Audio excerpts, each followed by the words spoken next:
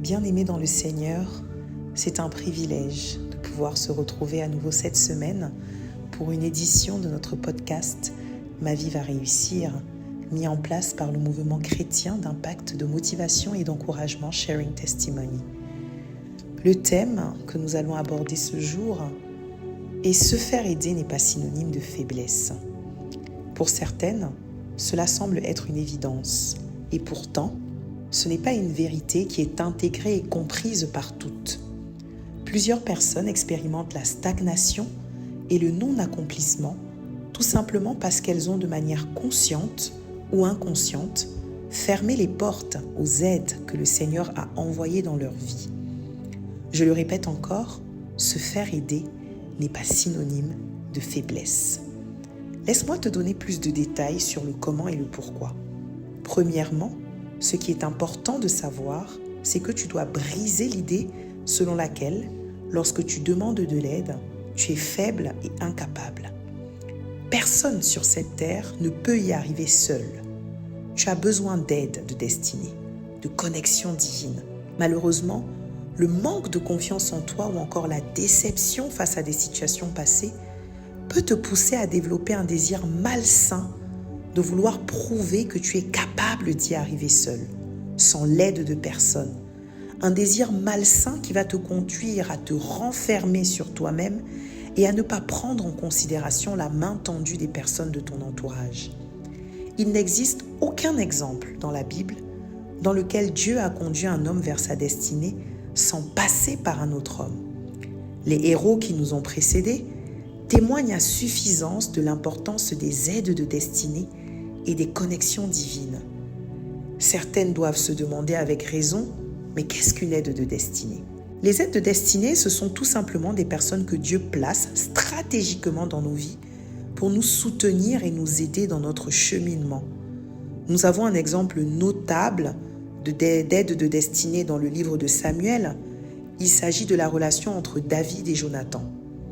Jonathan, qui était le fils du roi Saül, a reconnu et affirmé le destin de David de devenir le prochain roi d'Israël. Il est devenu un véritable ami, un allié de David, risquant même sa propre sécurité pour le protéger. Le soutien, les encouragements de Jonathan ont joué un rôle important dans le cheminement de David vers la royauté.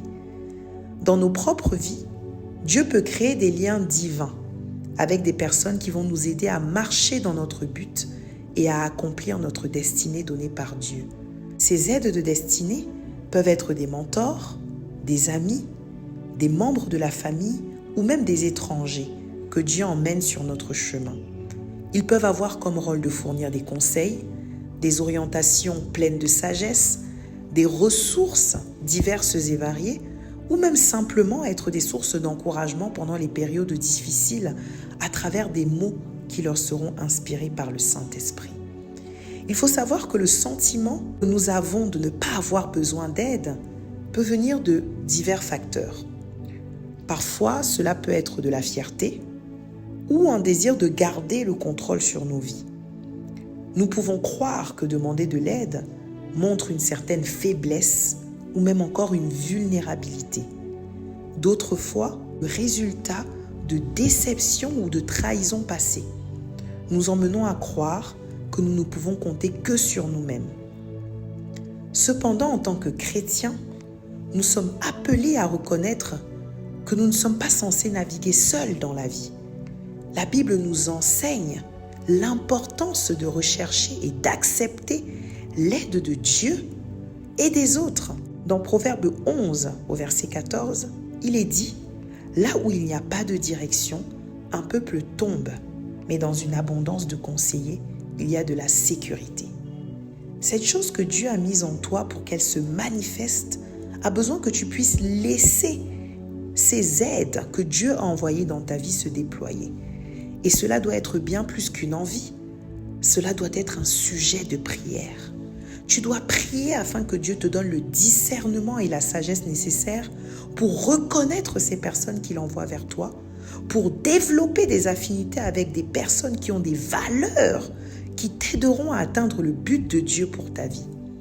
Tu ne dois pas accepter la fatalité qui te pousse à croire que tu n'es prédisposé qu'aux relations toxiques. C'est faux. C'est un mensonge de l'ennemi. Tu sais, pour nous démontrer l'importance des aides de destinée, Dieu n'a pas fait tomber son Fils Jésus-Christ du ciel.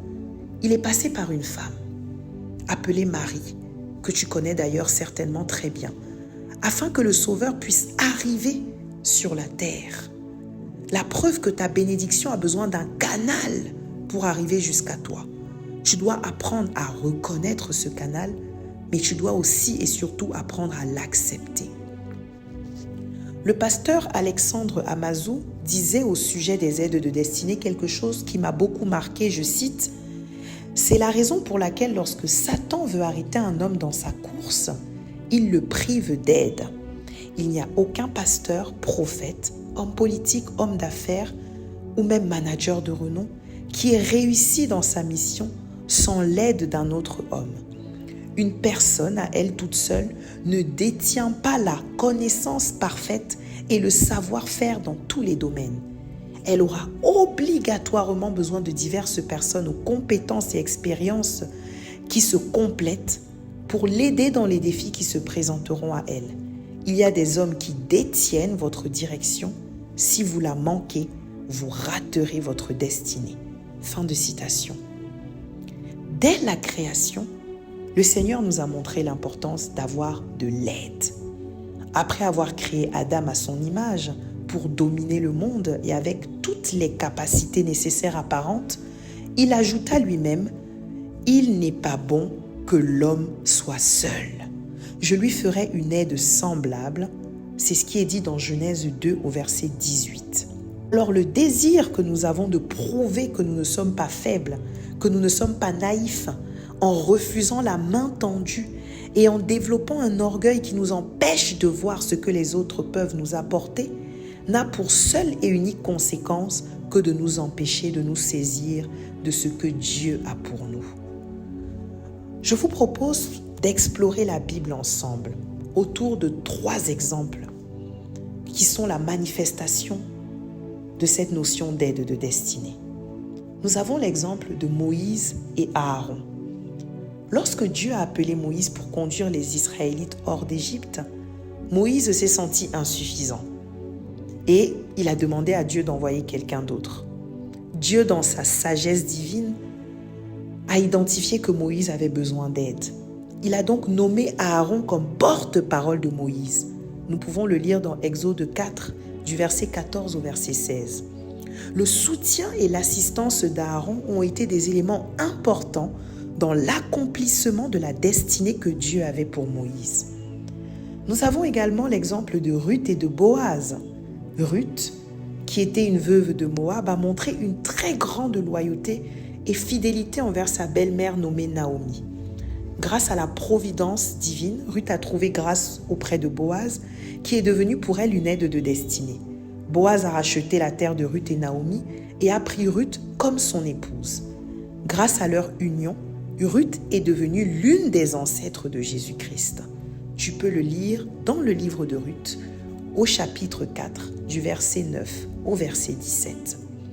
Nous avons également l'histoire de Paul et Barnabas. Barnabas a joué un rôle important dans la vie de Paul. Lorsque Paul était encore connu sous le nom de Saul et était craint par les disciples à cause de sa renommée de persécuteur de l'Église, c'est Barnabas qui s'est porté garant de lui et l'a aidé à se faire accepter parmi les croyants.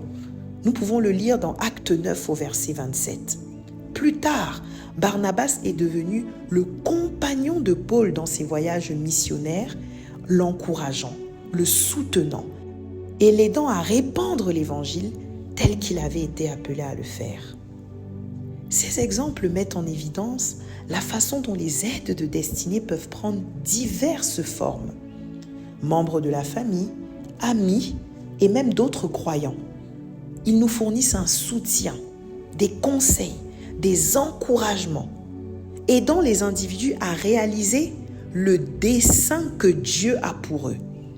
Il est important de se rappeler que Dieu orchestre lui-même toutes ces connexions pour réaliser ses plans dans nos vies. Notre Seigneur Jésus lui-même a eu besoin de l'aide de Simon de Cyrène pour porter sa croix sur la dernière partie du chemin vers Golgotha. Ne ferme pas la porte à tes aides de destinée, qui seront les catalyseurs de ta réussite. Que le désir de t'affirmer au-delà, peut-être de ton manque de confiance en toi, de tes peurs, de tes frustrations, de tes déceptions passées, ne te fasse pas passer à côté de la main que Dieu est en train de te tendre. Et pour que tout cela s'accomplisse dans ta vie, nous allons prier ensemble à ce sujet. Père éternel, je te rends grâce pour la vie de la personne qui est en train d'écouter cette prière. Une personne unique et assurément bénie. Je te rends grâce parce que, comme tu le dis toi-même dans ta parole, vous connaîtrez la vérité et vous serez affranchis par celle-ci. Je sais que plusieurs femmes et même des hommes qui ont écouté ce podcast ont été affranchis de ce qui les empêchait de se connecter aux aides de destinée que tu as mis sur leur chemin. Je te prie, Père, pour le discernement, pour la sagesse, pour l'ouverture d'esprit, pour la capacité qu'elles pourront avoir à reconnaître ces personnes qui sont les canaux que Dieu veut utiliser pour les bénir. Je sais, Père, que certaines personnes se sont refermées sur elles-mêmes car elles ont été brisées, blessées, déçues, peut-être même humiliées par des personnes qui disaient vouloir les aider, mais qui au final se sont avérées être des personnes négatives ou toxiques. Même face à cette réalité, si c'est ton cas, je déclare dans le nom puissant de Jésus que la vérité va triompher dans ta vie. Ton cœur qui était brisé est guéri. Ton âme qui était ébranlée est restaurée. Ta pensée qui était fermée s'ouvre à ce que Dieu veut faire avec et pour toi. Je prie également afin que Dieu envoie vers toi les bonnes personnes. Les aides de destinée qui te permettront d'entrer dans le plan de Dieu pour ta vie. Des personnes qui sauront voir en toi ce que même toi, tu n'es pas capable de voir et qui sauront t'aider à porter la vision que Dieu a mise sur ta vie. Je veux te rassurer, ces personnes existent. Dieu en a prévu pour chacun de nous et donc également pour toi. Je déclare donc dans le nom puissant de Jésus que ces personnes te localisent et que tout frein que le monde des ténèbres utilisait pour te tenir éloigné de toutes ces personnes est désormais de nul et de sans effet. Je prie également afin qu'à mesure que le Seigneur amène dans ta vie des bénédictions à travers des aides des destinées, que tu sois toi aussi une connexion divine, que tu sois toi aussi une bénédiction, que tu sois toi aussi une aide de destinée pour les autres. Merci Seigneur, car cette semaine encore, à travers ce podcast Ma vie va réussir, tu as fait de grandes choses. Tu as déconstruit des forteresses. Tu as brisé des raisonnements. Tu as sorti des femmes de la captivité. Ce message n'est pas sorti en vain. Je déclare dans le nom de Jésus-Christ qu'il portera du bon fruit et que chaque personne qui écoute le son de ma voix maintenant sera un témoignage vivant. Dans le nom de Jésus-Christ, j'ai ainsi prié. Amen, amen, amen. Le sang de Jésus.